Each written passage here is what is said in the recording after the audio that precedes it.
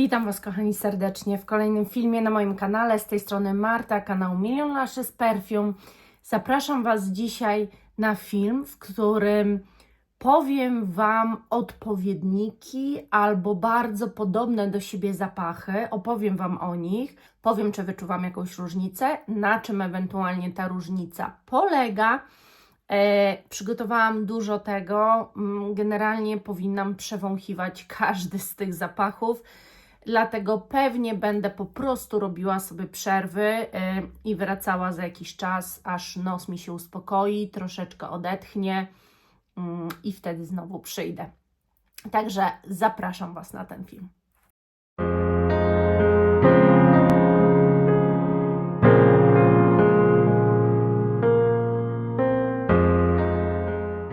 Na czym ten film będzie polegał? Otóż wybrałam pary perfumowe. Pary, nigdzie nawet trojaczki, tylko w jednym przypadku tak naprawdę, ale generalnie wybrałam pary perfumowe. Chodzi mi o to, że niekoniecznie weryfikując zapach przy zapachu, ale zrobiłam to na podstawie swojej pamięci.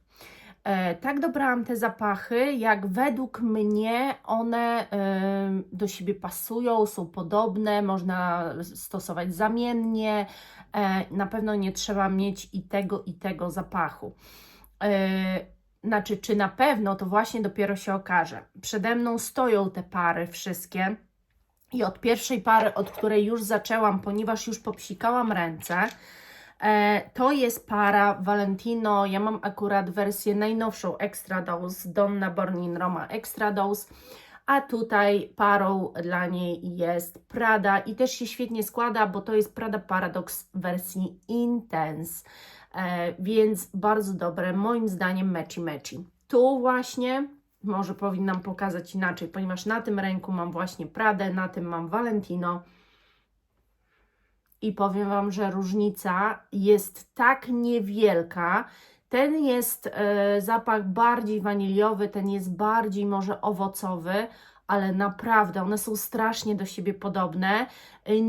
Moim zdaniem, jeżeli macie Pradę, to nie do końca potrzebujecie Valentino, a jeżeli macie Valentino, no to nie potrzebujecie Prady, bo one oba są przepiękne. Oba są tak samo intensywne, oba tak samo projektują i tak samo są długotrwałe. Różnica, tak jak mówię, jest delikatnie w stronę waniliową tego zapachu, ale naprawdę mój odbiór jest ich bardzo, bardzo podobny. Zresztą wielokrotnie w filmach Wam o tym mówiłam, że dla mnie trochę jeszcze z Flower Bomb, którego już nie mam, bo zużyłam. To jest trochę właśnie takie matchy, natomiast ja teraz tego już nie sprawdzę, bo tego Flower Bomb nie mam, chociaż mam Flower Bomb Extreme. Sprawdźmy to. Może będą trojaczki. Mam Flower Bomb Extreme i sprawdźmy to jeszcze, może na wewnętrznej stronie ręki. Niech się trochę ułoży. To będzie takie właśnie, wiecie, porównanie, czy jak macie ten zapach, to potrzebujecie też ten drugi, żeby też nie powielać może tak strasznie do siebie podobnych zapachów. No ten jednak troszeczkę skręca w inną stronę, taką bardziej kwaśną, bo to są raczej typowe słodziaki. Tak, i one naprawdę są bardzo podobne. No a Flower Bomb nic Wam nie powiem, bo ja już go praktycznie nie wyczuwam. Właśnie Flower Bomb jest dla mnie totalnie nietrwały i też z tego tytułu nie powinien chyba jednak znaleźć się w porównywaniu tych zapachów. Tak, zdecydowanie. Jest już, jak się ułoży, to widzę wspólną jednak linię, ale ta trwałość na mnie... Tak, one są wszystkie do siebie podobne. Z tym, że Flower Bomb absolutnie nie ma żadnej trwałości, naprawdę. Przynajmniej na mnie. No tak, ale... Nie, te dwa są do siebie najbardziej jednak podobne. Także Valentino i Prada Paradox. Jeżeli lubicie, to wybierzcie. Raz kupcie sobie ten, może raz ten, bo naprawdę uważam, że są strasznie do siebie podobne. Może przejdę teraz do kolejnych zapachów, które zawsze Wam porównuję. I to nawet dla mnie samej będzie ciekawie, ponieważ to właśnie jest ten trójkąt. I chodzi o Rabanne, Hugo Boss Deep Red, to jest Fabulous Me, i Versace Crystal Noir. I dlaczego te? Ponieważ w korku one naprawdę nam wybrzmiewają bardzo podobnie. No tak, to jest jakaś taka bardziej, nie wiem, no i one naprawdę w korku wszystkie brzmią tak samo. I może ja to powinnam w korku nawet sprawdzać, żeby nie wszystkim, słuchajcie, na siebie psikać. Tu akurat mam bez problemu i naprawdę one są strasznie do siebie podobne. Spróbujemy na skórze, te dwa wybiorę póki co. Wezmę na nadgarstek, psiknę sobie jednego, psiknę sobie drugiego. I zaraz sobie to sprawdzimy, czy faktycznie mam rację. Czy faktycznie mam rację, że te zapachy do siebie sparowałam. Bo tak jak mówię, zawsze jak mam na sobie Fabulous Me, to mam takie, że kurczę, ale to jest takie jak Versace.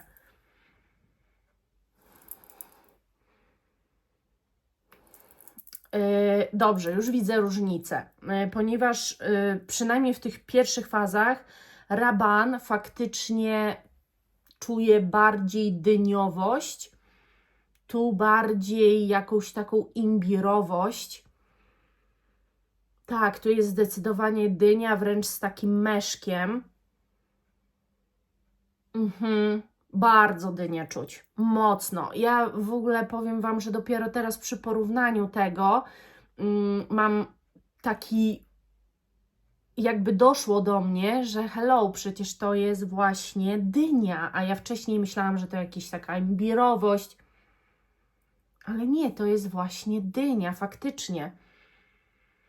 Ten jest bardziej świeży, bym powiedziała, Versace, ten jest bardziej ciepły mimo wszystko. Tak, także to jest tak, wiecie, no nie do końca. Jest tu jakieś podobieństwo. Moim zdaniem po ułożeniu się te zapachy będą do siebie podobne, bo tak jak mówię, nawet w korku się wyczuwa to. Psiknę jeszcze gdzieś może tego Deep Reda.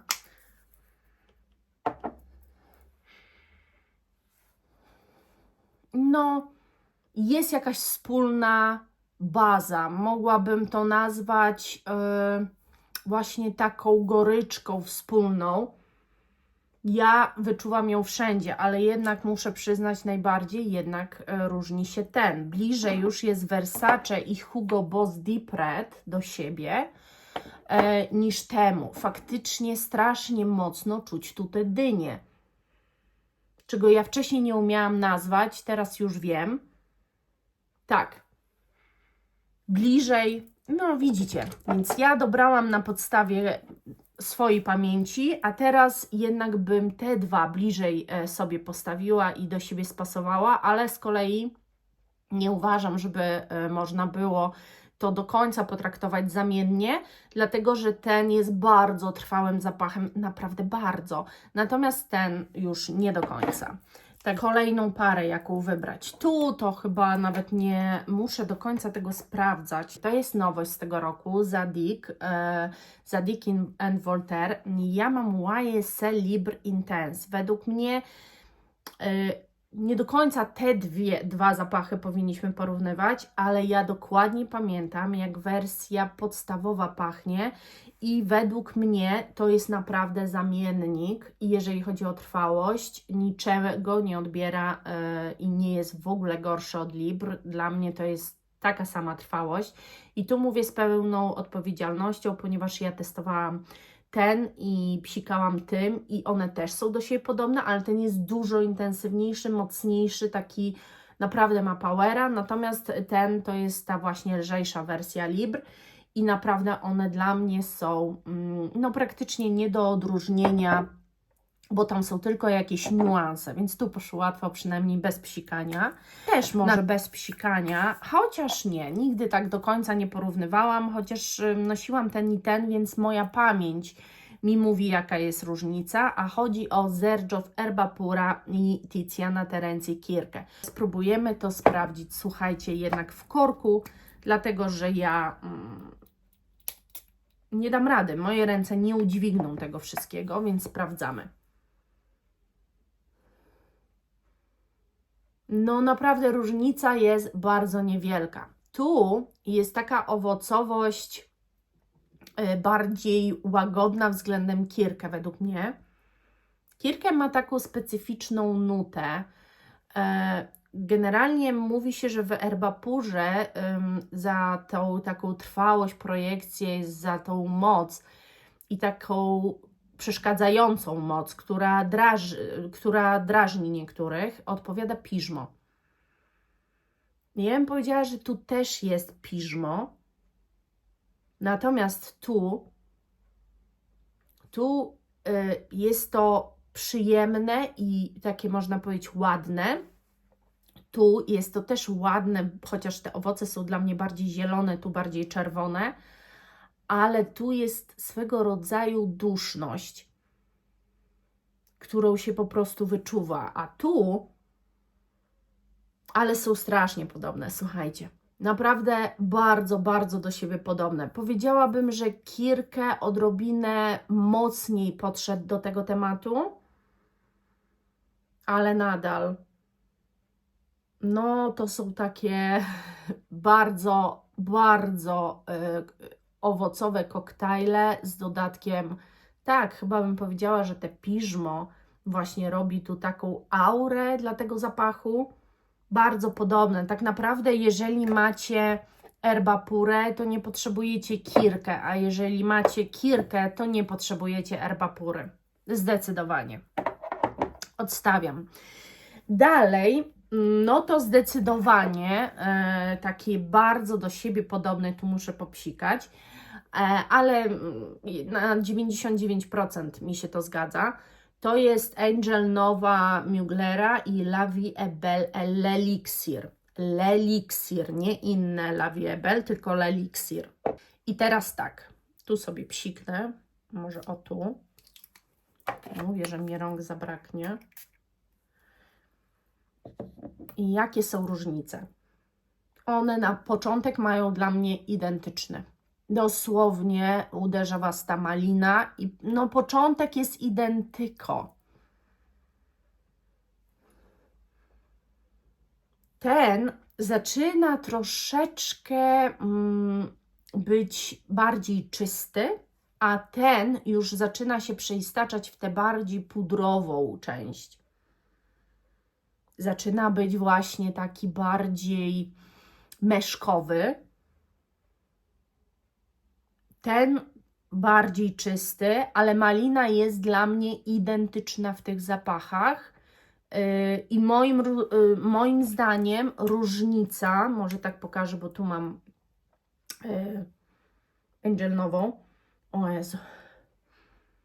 Tak, moim zdaniem różnica polega tylko i wyłącznie na tym, że ten jest bardziej pudrowy, przeistacza się w tę pudrową postać, a ten jest bardziej czysty. To jest ale malina jest dokładnie taka sama, w takim samym podaniu, taka sama jest słodkość moim zdaniem tych zapachów.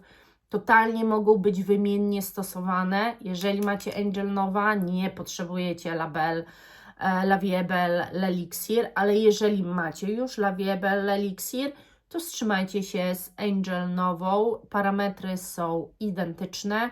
Oba to są mocarze, bardzo długo się utrzymujące i naprawdę otoczeniu będzie ciężko odróżnić, czym pachniecie. Czy tym, czy tym.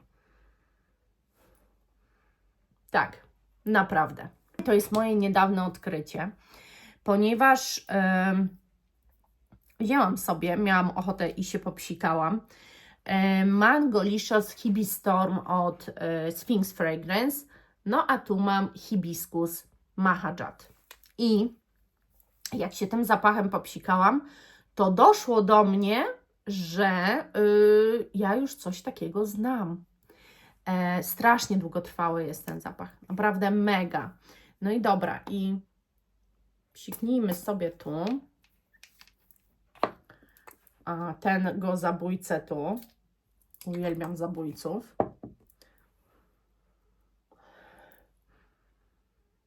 No i właśnie. I teraz tak. Gdybym miała porównać. One są strasznie do siebie podobne, z tym, że ten jest słodszy, a ten jest bardziej dymny i można powiedzieć, że czuć tu też jakąś zieloność. Tak. Ale naprawdę w odbiorze są bardzo, bardzo do siebie podobne. I teraz tak, ten jest, z tego co wiem, tańszy, bo ten możecie sprowadzić ze Stanów, wyślą Wam, nawet bez jakichś, bez cła, pamiętam, nic nie dopłacałam.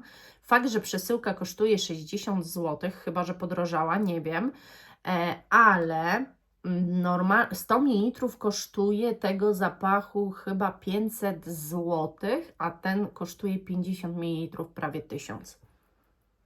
Więc chciałam Wam powiedzieć, że naprawdę to jest zaczepisty odpowiednik tego zapachu.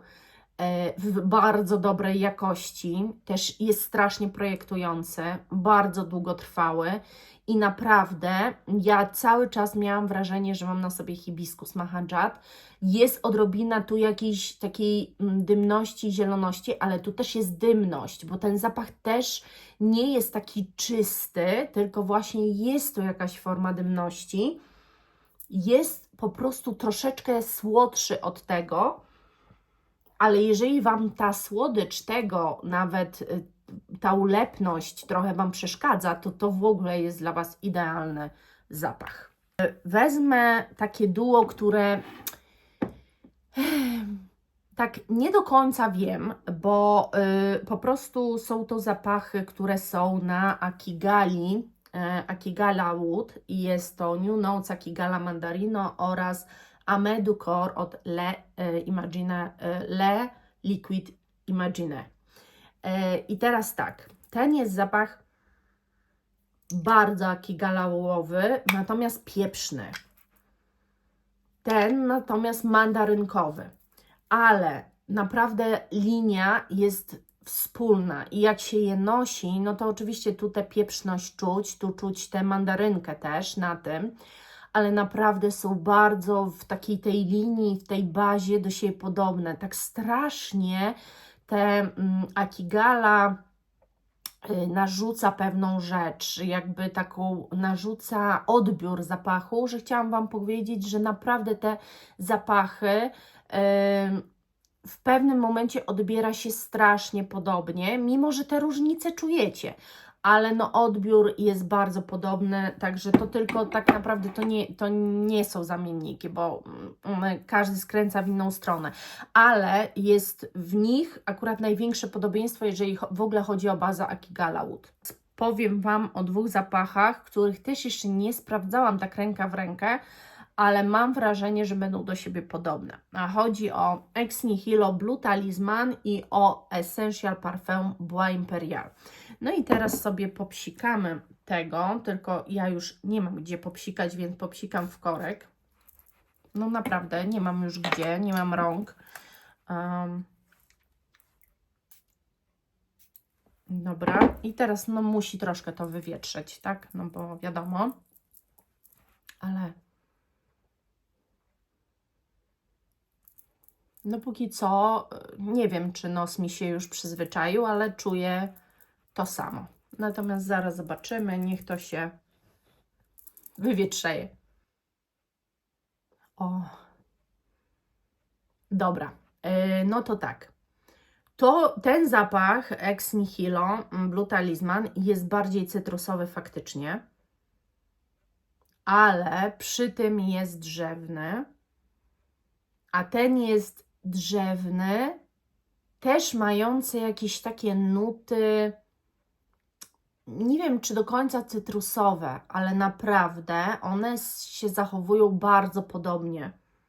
Dają bardzo podobne odczucie. No tak, one są bardzo do siebie podobne. Szczerze, Ex Nihilo na pewno jest taki inny i skręcający przez cytrusowość. która wbrew pozorom lepiej będzie odbierany przez kobiety.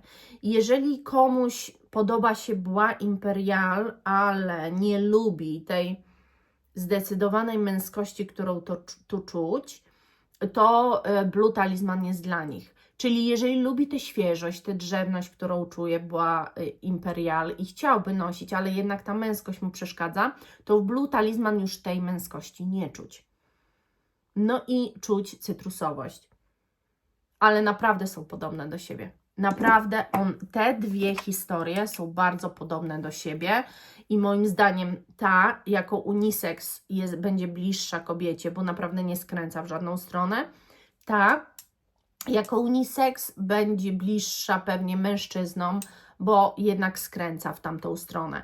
Ale dla mnie, jak ja je noszę w moim odbiorze, są strasznie do siebie podobne. Naprawdę bardzo. Zostały nam jeszcze dwie pary, także przebrniemy, myślę, przez to. No i sparowałam, słuchajcie, jajo Neverending, The House of Wood i BDK Impadia. To jest nowość, którą testowałam i ja Wam mówiłam, że one są do siebie podobne.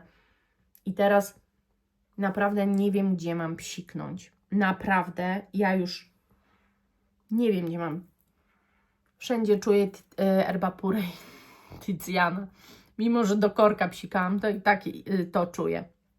No dobrze, ale tutaj nie czuję, więc psikam na otwartą dłoń i tym też. O, tu to się psiknęło. I teraz zobaczymy, czy mam rację. To tu też trochę więcej psiknę. Teraz zobaczymy, czy mam rację, czyli tak. Jajo jest tu. Impadia z BDK jest tu. Tu czuję bardziej pieprzność. Tu się otwiera mocną słodyczą.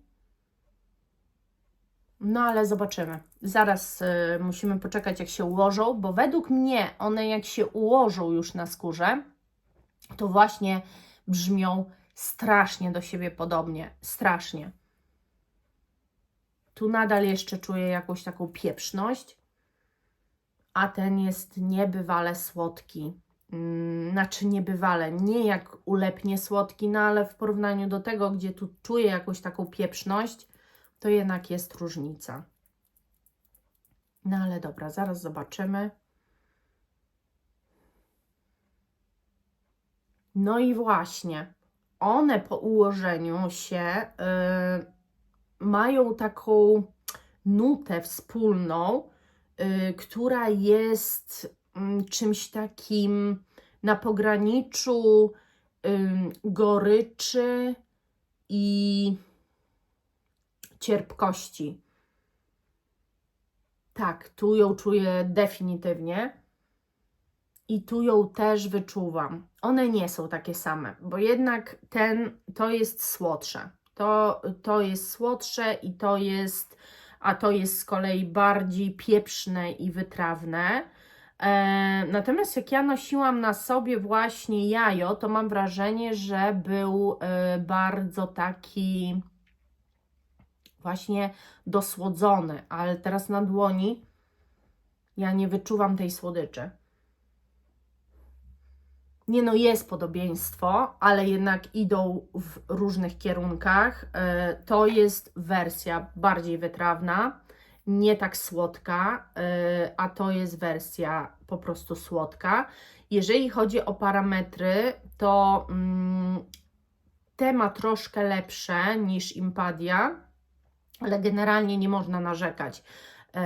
Oba są naprawdę trwałe. Myślę, że w ogóle 8 godzin to tutaj jest minimum, tu jest nawet trochę więcej. Spokojnie calutki dzień czujecie, tylko że to jest zapach przyskórny. Ten w sumie też nie jest to jakiś zapach projektujący strasznie. Tak, one są do siebie podobne, ale jednak jeżeli szukacie czegoś słodszego, to Impadia, nie jajo. Więc jak nosiłam na sobie, to miałam takie ciągle wrażenie, że o Jezu, właśnie to jest jajo, które mam. No ale nie do końca. No i została nam ostatnia para i tutaj zdecydowałam się sparować Star Sherry od Mauboussin, czekajcie, i Tom Ford Lost Cherry. No i teraz sobie zobaczymy, w korkach oczywiście, no bo ja nie będę tutaj, nie mam rąk już, nie mam gdzie po prostu, więc tak jak mogę, to porównam sobie korki.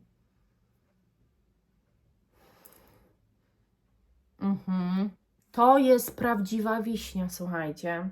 Star Sherry, jeżeli ktoś szuka takiej prawdziwej wiśni, którą macie w sadzie, która pachnie w momencie, kiedy ją przepoławiacie i wyciągacie pestkę, czy ją drylujecie i te soki takie pachnące wiśniowe, to jest właśnie Star Sherry, przepiękny. No a Tom Ford Electric Sherry to może bardziej, chociaż też nie.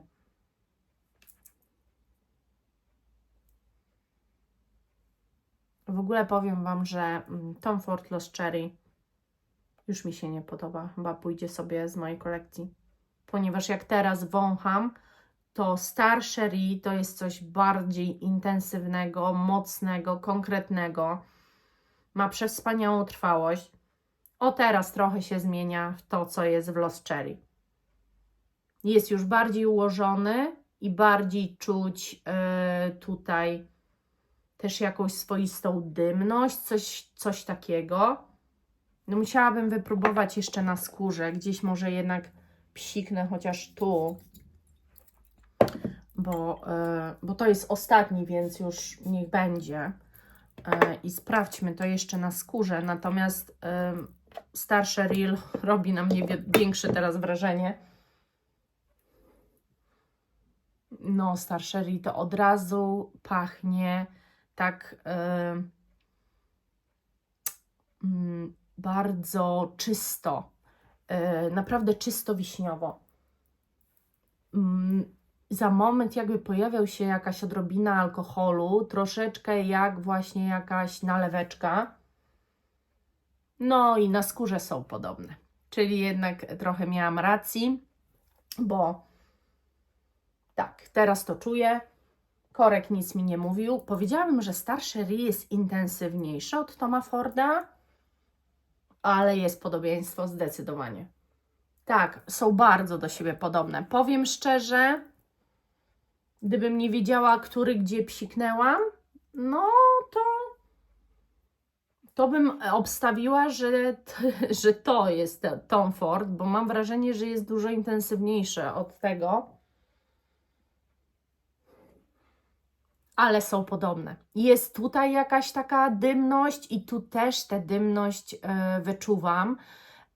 Niektórzy tego nie wyczuwają, więc jeżeli ktoś w Star Sherry nie wyczuwa tej dymności, no to nie będzie to podobne dla niego do Toma Forda, ale tu jest też podobnie taka swoista naleweczka, tu też jest właśnie taka, najpierw uderza Was taka prawdziwa wiśnia drylowana, gdzie te soki wypływają, ale później czujecie właśnie taką już alkoholową wiśnię w formie jakiejś nalewki, a za moment ta wiśnia taka nalewkowa jeszcze dostaje takiej formy dymnej i to jest właśnie dla mnie Lost Cherry Tom Ford. No tak, tak. Ogromne podobieństwo, także jeżeli myśleliście o Tomie Fordzie, ale jest dla Was za drogi, to Star Sherry i dla tych, co kochają wiśnie i szukają tego typu zapachów, to jest naprawdę super opcja. Oczywiście musicie testować, bo wszystko jest jakimś tam moim subiektywnym odbiorem, ale od miesiąca chciałam zrobić ten film. Słuchajcie, przygotowywałam się do niego, robiłam sobie tę listę i tak kminiłam, Właśnie od razu co mi się rzuca, to robiłam sobie notatki, że wydaje mi się, że taki zapach mam i że to jest ten i ten. I fakt, że nie robiłam tego zapach przy zapachu, bo nie chciałam spoilerować tego filmu i nie chciałam przychodzić przygotowana, chciałam po prostu zobaczyć, na ile ten mój nos i ta moja pamięć nosowa się zdaje. Myślę, że to też może być dla Was pomocne, że jeżeli macie jakiś jeden zapach, to tego drugiego już może raczej nie potrzebujecie, bo te podobieństwo jest tak silne, że po prostu po co. No i tyle. Też mam nadzieję, że jest jakaś też tańsza albo droższa, chociaż ciężko tu powiedzieć, bo to też nie na tym te moje porównanie miało, nie taki miało cel moje porównanie. Nie po to, żebyście koniecznie oszczędzali pieniądze, tylko że to też jest oszczędzanie pieniędzy, że nie musicie mieć tych dwóch, bo są tak do siebie podobne, więc to jest jakaś tam forma oszczędzania pieniędzy. Także nie zanudzam Was już i mam nadzieję, że się świetnie przy tym filmie bawiliście. Koniecznie podzielcie się swoimi parami, być może które macie w swojej kolekcji. I to na dzisiaj wszystko. Do zobaczenia, kochani. Buziaczki, pa!